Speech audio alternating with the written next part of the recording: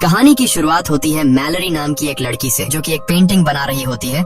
Malory pregnant है और कुछ ही दिन बाद उसका बच्चा पैदा होने वाला है। तभी उसकी बहन जेसिका आती है और मैलरी से कहती है कि तुमने टीवी पर न्यूज देखा है, न्यूज में कुछ अजीब सी खबरें दिखाई जा रही हैं। मैलरी जब न्यूज देखती है तो उसे पता चलता है कि रशिया में एक ऐसी बीमारी फैल गई है जिसमें इंसान अपने दिमाग पर कंट्रोल खो देता है और यह बीमारी उस इन्फेक्टेड इंसान को खुद की जान लेने पर मजबूर कर देती है। रिपोर्टर बताता है कि अब तक पूरी तरह से किसी को भी पता नहीं है कि यह एक बीमारी है या फिर कोई वायरस। बस अचानक किसी चीज को देखकर लोग अपने आप पे कंट्रोल खोकर बेरहमी से अपनी जान ले लेते हैं। न्यूज में बताया जाता है कि यह बीमारी लाखों लोगों में फैल गई है और अब यह बीमारी रशिया से दूसरी कंट्रीज में भी फैल रही है।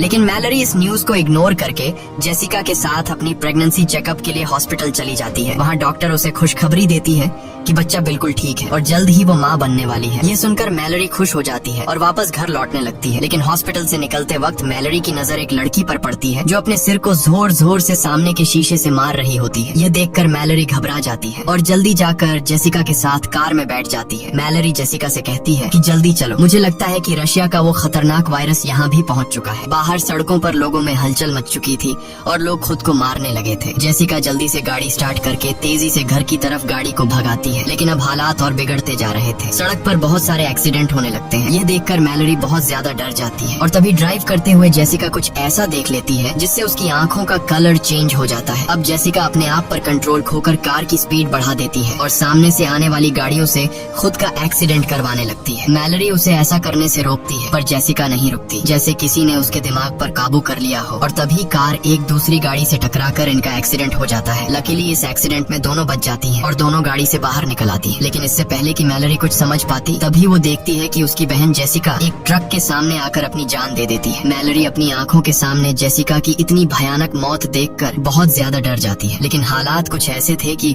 उसे अपनी बहन की डेड बॉडी के पास जाने का टाइम भी नहीं मिलता। वो देखती है कि चारों तरफ लोगों में भगदड़ मची हुई है और मैलरी भी उन्हीं लोगों में शामिल होकर आगे की तरफ दौड़ने लगती है। लेकिन पीछे से उसे कोई धक्का देकर नीचे गिरा देता है। तभी एक औरत उसकी मदद करने आती है, लेकिन इससे पहले कि वो मैलरी को उठा पाती, तभी उसे भी सामने कोई चीज दिखाई देती है और वो औरत भी जेसिका की तरह एक जलती हुई कार में बैठकर अपनी जान दे देती है। इसी बीच टॉम नाम का एक बंदा आता है। वो मैलरी को उठाकर पास के घर के अंदर ले आता है। इस घर में पहले से कुछ लोग मौजूद होते हैं और ये लोग भी अचानक से ये सब देखकर बहुत ज्यादा डरे हुए होते हैं। घर के अंदर मौजूद सभी लोग एक दूसरे से पूछते हैं कि आखिर क्या हो रहा है, पर किसी को कुछ पता नहीं होता। इसलिए ये लोग टीवी ऑन करते हैं। न्यूज में बताया जाता है कि बाहर कुछ ऐसी चीज मौजूद है जिसे देखते ही लोग पागल हो जाते हैं और खुद को मारने पर उतर आते हैं। रिपोर्टर बताता है कि यह वायरस पूरी दुनिया में फैल चुका है, इसलिए जो कोई भी इस वायरस से इन्फेक्टेड नहीं हुआ है उसे चाहिए कि वो अपने घर की सारी खिड़की दरवाजे बंद रखे और घर से बाहर निकलने की गलती बिल्कुल न करे। ये लोग जल्दी से घर की सभी खिड़कियां बंद कर देते हैं और साथ ही साथ खिड़कियों के शीशे भी पेपर से ढक देते हैं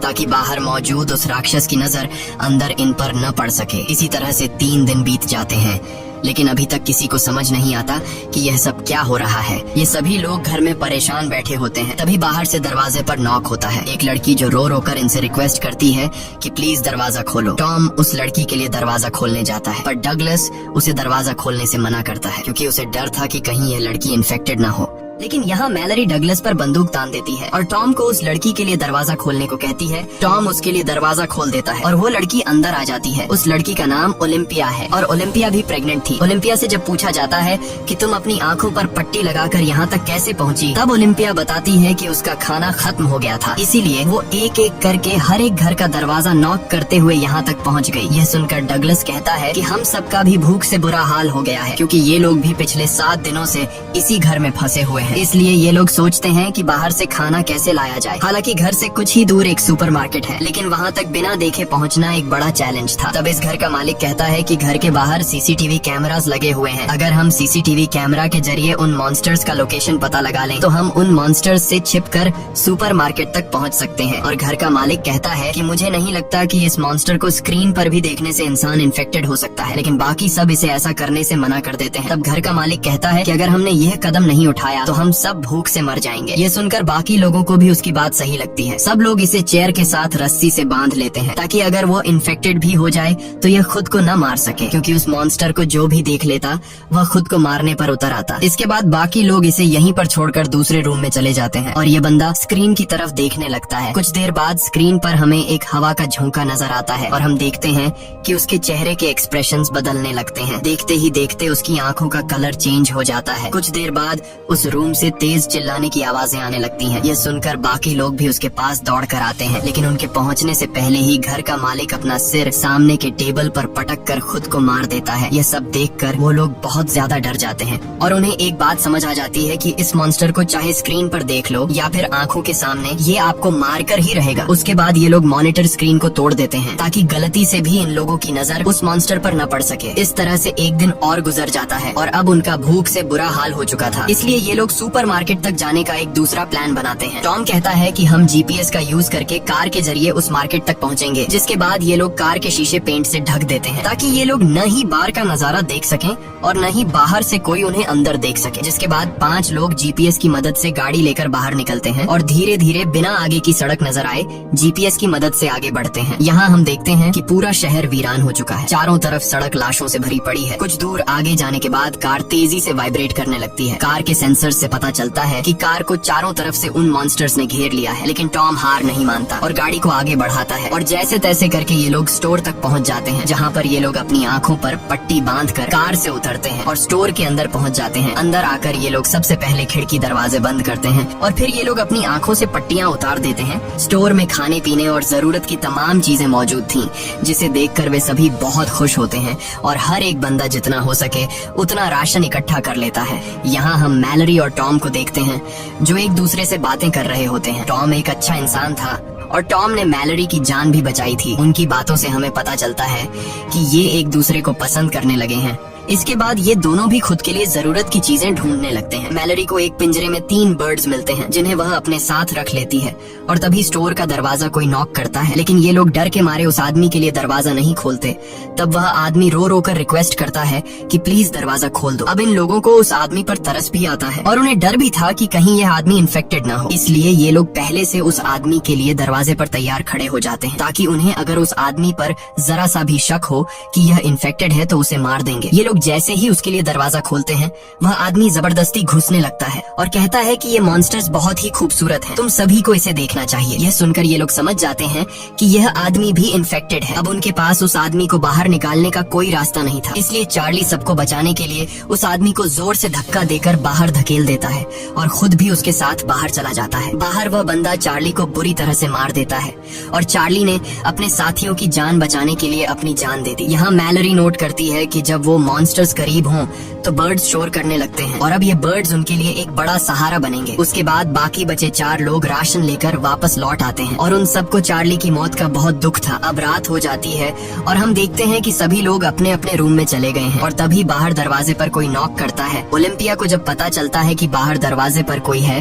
तो वो बिना सोचे समझे उस आदमी को घर के अंदर ले आती है, लेकिन तभी मैलरी उसे देख लेती है और उसे गन से शूट करने की धमकी देती है। यहाँ पर घर के बाकी लोग भी कमरों से बाहर निकल आते हैं और एक अनजान आदमी को देखकर ये लोग डर जाते हैं और ओलिम्पिया पर चिल्लाने लगते हैं कि तुमने इस आदमी को अंदर क्यों लाया। ओलिम्पिया कहती है कि मैं अकेले बाहर रह चुकी हूँ, मुझे पता है कि अकेले बाहर रहना कितना मुश्किल है, इसीलिए मुझे इस आदमी पर तरस आकर मैंने उसे अंदर लाया। और यहाँ ये आदमी जिसका नाम गैरी है वह बताता है कि प्लीज मुझे घर से बाहर मत निकालो। वो कहता है कि मेरे घर में कुछ साइको लोग घुस आए थे जिन्होंने मेरे दोस्तों की आंखें जबरदस्ती खोल दी और उन्हें उस शैतान को दिखा दिया जिसे देखते ही मेरे सारे दोस्तों ने सुसाइड कर लिया, पर मैं किसी तरह बचकर भागते भागते यहाँ तक पहुँच गया। यहाँ हमें पता चलता है कि जो कोई भी उस शैतान को देख लेता है तो वो शैतान उस इंसान को कुछ ऐसा दिखाता है जिससे वो बहुत ज्यादा डर जाता है। यानी यह शैतान उस इंसान को उसकी जिंदगी का सबसे बड़ा दुख या फिर नुकसान दिखाता है।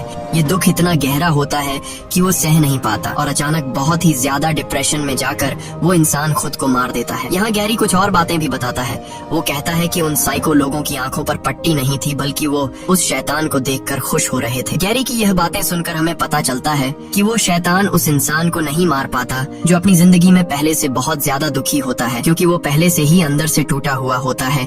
इसलिए वो इंसान जो पहले से अपनी जिंदगी डिप्रेशन में गुजार रहा हो, उस पर शैतान की इस चाल का ज्यादा असर नहीं होता, बल्कि शैतान उसे अपना गुलाम बना लेता है ताकि इंसान के रूप में रहते हुए ये लोग और इंसानों का शिकार कर सकें। अब क्या गैरी भी उस शैतान का एक पपेट है या फिर इन्हीं की तरह एक आम इंसान, ये तो हमें आगे पता चलेगा। यहाँ सब लोग गैरी को घर में रहने की इजाजत दे देते हैं, लेकिन डगलस को गैरी पर बिल्कुल भरोसा नहीं होता और वो गुस्से में गन लेकर उसे बाहर निकलने की धमकी देता है। पर तभी पीछे से शर्ला आकर डगलस को सर पर किसी चीज से मारकर बेहोश कर देती है और सब मिलकर डगलस को दूसरे कमरे में बंद कर देते हैं और गैरी सबका शुक्रिया अदा करता है। उसके बाद अगले दिन अचानक मैलरी और ओलिम्पिया दोनों को एक साथ लेबर पेन्स शुरू हो जाते हैं। टॉम और शर्ला उनकी मदद करते हुए दोनों को ऊपर के कमरे में ले जाते हैं, लेकिन गैरी नीचे ही रहता है और उसकी हरकतें भी कुछ अजीब सी होने लगती हैं। वो शैतान की ढेर सारी तस्वीरें निकालकर टेबल पर रख देता है और उसकी आंखें देखकर हमें पता चलता है कि गैरी भी शैतान के कंट्रोल में है। इसी बीच मैलरी और ओलिम्पिया अपने बच्चों को जन्म देती हैं। ओलिम्पिया को एक बेटी होती है और मैलरी को एक बेटा। लेकिन नीचे पिंजरे में बंद पंछी शोर करने लगते हैं, जिसे गैरी तंग होकर पिंजरे को उठाकर फ्रिज में बंद कर देता है और खिड़कियों पर लगे पेपर्स को उतार देता है। तभी डगलस उसकी हरकतें देखकर समझ जाता है कि वो भी शैतान का एक पपेट है, जो शैतान को देखकर मरते नहीं बल्कि शैतान के कहने पर दूसरों की जान लेते हैं। डगलस चिल्लाकर बोलता है कि मैंने कहा था कि इस बंदे को घर से निकाल दो। डगलस की आवाज सुनकर टॉम नीचे आता है, लेकिन तभी गैरी पीछे से आकर टॉम के सिर पर वार करके उसे बेहोश कर देता है। इसके बाद गैरी डगलस से भी छुटकारा पाने के लिए उसकी तरफ बढ़ता है, लेकिन तभी उसके कानों में बच्चों की आवाजें आती हैं। इसलिए वो डगलस को छोड़कर ऊपर ओलिम्पिया और मैलरी के कमरे में जाता है, जहाँ वो खिड़कियों पर लगे सभी पेपर्स को हटा देता है और जैसे ही ओलिम्पिया बाहर देखती है वो शैतान के वश में आ जाती है। अब मैलरी को समझ आ जाता है कि ओलिम्पिया अब किसी तरह से खुद को मार कर ही रहेगी, इसलिए वो ओलिम्पिया से उसकी बेटी छीन लेती है और तभी ओलिम्पिया खिड़की से कूदकर अपनी जान दे देती है। उसके बाद गैरी शर्ला को पकड़कर जबरदस्ती उसकी आंखें खोल देता है और वो भी इन्फेक्टेड होकर खुद को खत्म कर लेती है। अब गैरी मैलरी की तरफ बढ़ता है, पर उसने चादर से अपने साथ दोनों बच्चों को छिपा रखा होता है,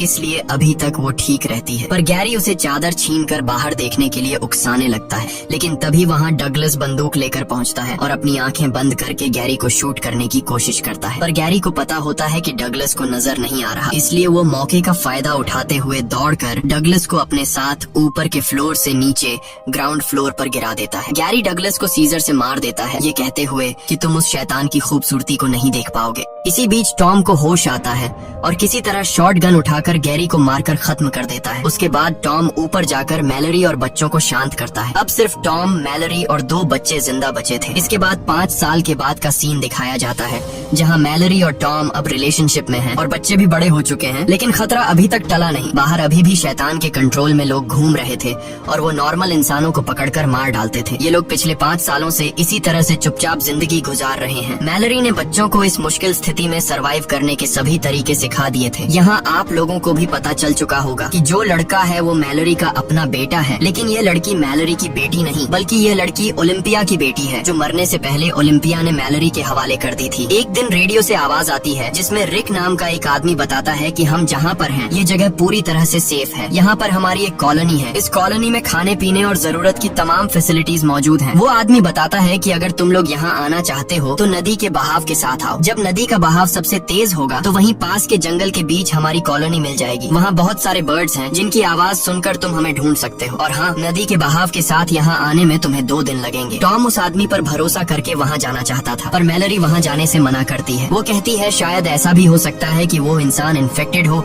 जो हमें यहाँ से निकाल कर मार देना चाहता हो। रात को टॉम मैलरी को समझाता है कि अगर हमें जिंदा रहना है तो वहाँ जाना ही पड़ेगा। आखिर कब तक हम लोग यहाँ इस तरह से ब्लाइंड जिंदगी गुजारेंगे। अगले दिन जब ये लोग सामान लेने बाहर जाते हैं तभी कुछ साइको लोग उन पर हमला करने पहुंच जाते हैं। टॉम मैलरी और बच्चों को समझाता है कि यही वक्त है यहाँ से निकलने का। मैं उन लोगों को बातों में उलझाता हूँ, तुम लोग चुपके से पीछे के रास्ते से यहाँ से निकल जाना और नदी से होते हुए रेडियो पर बताई गई जगह पर पहुँच जाना। लेकिन मैलरी टॉम को इस तरह से अकेले नहीं छोड़ना चाहती थी। तब टॉम कहता है कि हमें जिंदा रहने के लिए किसी एक को तो अपनी जान देनी पड़ेगी। इसके बाद टॉम मैलरी और बच्चों को पीछे के रास्ते से निकाल देता है और खुद अपनी आंखों पर पट्टी बांधकर शॉटगन लेकर उन साइको लोगों के सामने आता है। वे लोग टॉम को पट्टी हटाने के लिए कहते हैं, लेकिन टॉम उन्हें बातों में उलझाने की कोशिश करता है ताकि मैलरी बच्चों को लेकर यहाँ से निकल सके। पर तभी वे लोग मैलरी को जाते हुए देख लेते हैं। अब इससे पहले कि वे लोग मैलरी को पकड़ने के लिए उसके पीछे जाते, तभी टॉम गोलियां चलाकर 2 लोगों को मार देता है। इस दौरान वो खुद भी घायल हो जाता है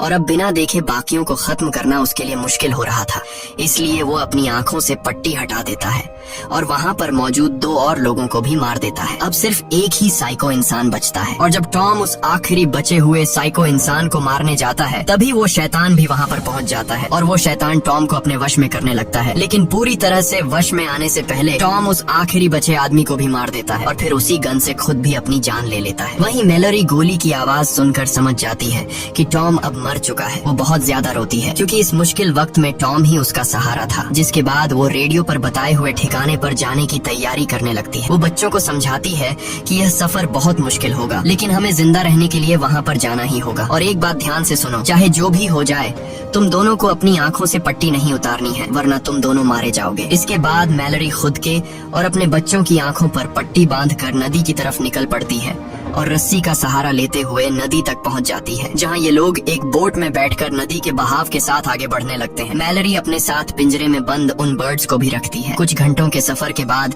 मैलरी रेडियो के जरिए उस कॉलोनी में रहने वाले लोगों से कांटेक्ट करती है जहां वो जा रही है। लेकिन तभी पिंजरे में बंद परिंदे शोर करने लगते हैं और उसी वक्त एक डरावनी आवाज मैलरी को बार बार पुकारने लगती है, पर वो सब कुछ इग्नोर करके आगे बढ़ना जारी रखती है। कुछ ही दूर जाने के बाद वो आवाज उसके और करीब होने लगती है। अब हम देखते हैं कि एक आदमी मैलरी के काफी करीब आकर उससे कहता है कि तुम अपनी आंखों से पट्टी निकाल दो, तुम यहाँ पर सेफ हो और मेरे पास खाना भी है। लेकिन मैलरी बच्चों को चादर से छिपाकर गन से चारों तरफ शूट करने लगती है, जिससे वो आदमी समझ जाता है कि मैलरी अपनी आंखों से पट्टी नहीं हटाएगी। इसलिए वो आदमी बोट के पास आकर मैलरी पर हमला कर देता है और जबरदस्ती मैलरी की आंखों से पट्टी हटाने की कोशिश करता है। और यह आदमी भी गैरी की तरह मैलरी से कहता है कि तुम्हें अपनी आंखों से पट्टी हटाकर उस शैतान को देखना चाहिए, वो बहुत ज्यादा खूबसूरत है। लेकिन मैलरी खुद को बचाने के लिए एक हथियार से उस पर हमला कर देती है और उसे मारकर वहाँ से बच निकलती है। इस तरह से सफर करते हुए मैलरी और बच्चों को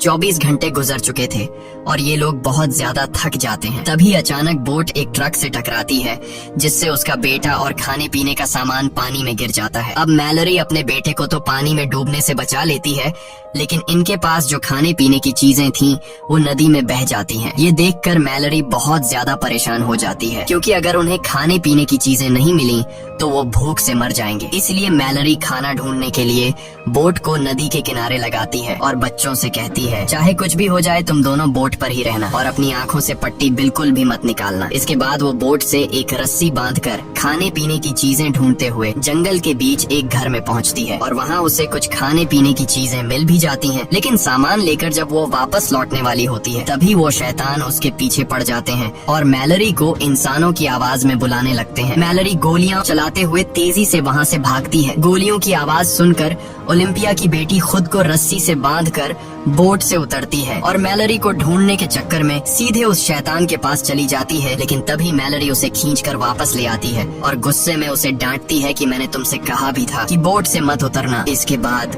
ये तीनों फिर से अपना सफर जारी रखते हैं और अब मैलरी और बच्चे 42 घंटे से लगातार सफर पर हैं। मैलरी बच्चों को समझाती है कि अब नदी में एक ढलान आने वाला है, जिससे पानी का बहाव बहुत तेज हो जाएगा, इसलिए बोट को मजबूती से पकड़ कर रखना। थोड़ी ही दूर आगे जाने के बाद नदी का बहाव तेज होने लगता है। ये लोग मजबूती से बोट को कसकर पकड़ लेते हैं, लेकिन यह रास्ता बहुत ही ज्यादा खतरनाक था। तभी अचानक उनकी बोट पलट जाती है और तीनों पानी में गिर जाते हैं और ये तीनों पानी में बहते रहते हैं। अब मैलरी अपने बेटे को तो पानी में पकड़ लेती है, लेकिन ओलिम्पिया की बेटी को जमीन मिल जाती है और वो मैलरी को पुकारने लगती है। लड़की की आवाज सुनकर मैलरी उसे भी ढूंढ लेती है। इस तरह से उन्होंने अपने सफर का सबसे मुश्किल रास्ता तय कर लिया था और अब उनकी मंजिल काफी करीब थी। ये लोग जंगल में आगे बढ़ते हैं और तभी उन्हें परिंदों की आवाज भी सुनाई देती है, जिस तरह से उन्हें रेडियो में कहा गया था। ये लोग परिंदों की आवाज का पीछा करते हुए उसी डायरेक्शन में जाते हैं, लेकिन तभी वो शैतान भी वहाँ पहुँच जाता है और उनका पीछा करने लगता है। वो शैतान उन्हें अपनी आंखों से पट्टी हटाने के लिए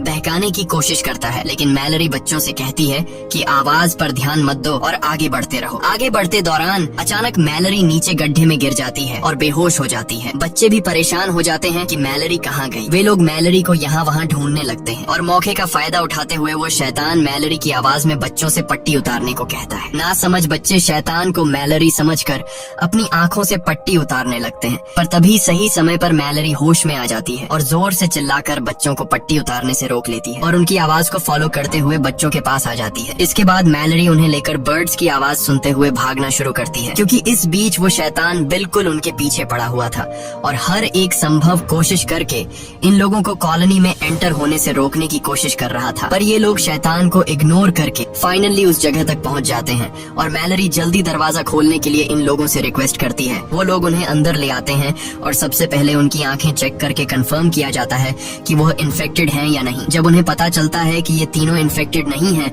तो वो लोग उन तीनों को कॉलोनी के अंदर ले आते हैं। मैलरी अपनी पट्टी हटाकर देखती है कि ये एक ब्लाइंड स्कूल है जहाँ ज्यादातर लोग देख नहीं सकते और इसलिए वो शैतान उनका कुछ नहीं बिगाड़ सकता। यहाँ मैलरी की मुलाकात रिक नाम के एक बंदे से होती है। ये असल में वही बंदा है जिसने रेडियो के जरिए मैलरी और टॉम को इस जगह का लोकेशन दिया था। यहाँ बहुत सारे बर्ड्स भी पाले जाते हैं ताकि खतरे की वार्निंग उन्हें मिलती रहे। मैलरी भी पिंजरे में बंद उन परिंदों को आजाद कर देती है। इसी के साथ ये कहानी खत्म हो जाती है। अगर आपको वीडियो अच्छी लगी हो तो हमारे चैनल को सब्सक्राइब और वीडियो को लाइक जरूर कीजिएगा और अगर आपको इस मूवी का सेकंड पार्ट देखना है तो कमेंट में पार्ट 2 लिखें।